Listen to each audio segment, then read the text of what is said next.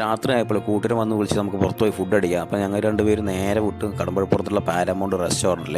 അപ്പോൾ ഞങ്ങൾ ഇരിക്കുന്ന ടേബിളിലത്തെ ആ മെനു ഉണ്ടല്ലോ, അതാണ്ട് മറിച്ച് നോക്കിയപ്പോൾ മച്ചൻ്റെ കണ്ണട തള്ളി പോയിട്ട്. നിങ്ങൾ വിചാരിക്കും അവിടുത്തെ റേറ്റും കാര്യങ്ങളൊക്കെ കണ്ടിട്ട് മച്ചൻ്റെ കണ്ണ് തള്ളിയെന്ന്. അതൊന്നുമല്ല, ഒരുപാട് ഐറ്റംസ് ഉണ്ടായി കേട്ടോ, ഒരുപാട് ഫുഡിൻ്റെ ഒരുപാട് ഐറ്റംസ് ഉണ്ട്. അപ്പോൾ ഏത് വേണമെന്നുള്ള കൺഫ്യൂഷനാണ് മച്ചൻ്റെ കണ്ണുള്ളിൽ പോയത്.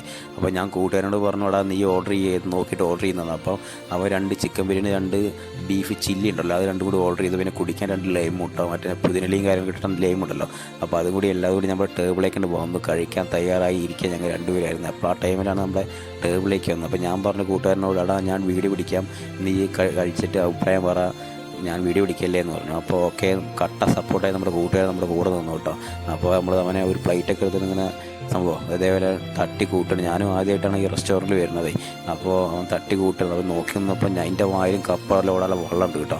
അപ്പോൾ അതല്ല, അവൻ കഴിച്ചു നോക്കിയിട്ട് പറയുന്നത് പുളി അടിപൊളി ടേസ്റ്റാണ്, പൊളിച്ചു മാറ്റിയാന്ന് പറഞ്ഞു. അപ്പോൾ അത് കേട്ടപ്പോൾ എനിക്ക് ആകെ എന്താ പറയുക. അപ്പോൾ നമ്മൾ ഒരു പ്ലേറ്റ് എടുത്താലും വേഗം തട്ടി കൂട്ടി അടിച്ചു പിന്നെയുള്ള പരിപാടിയില്ല. ടേസ്റ്റ് നോക്കണമല്ലോ, അഭിപ്രായം പറയണമല്ലോ. അപ്പോൾ പൊളിയാണ് കേട്ടോ, അടിപൊളി ക്വാണ്ടിറ്റി, നല്ല ടേസ്റ്റുമാണ്.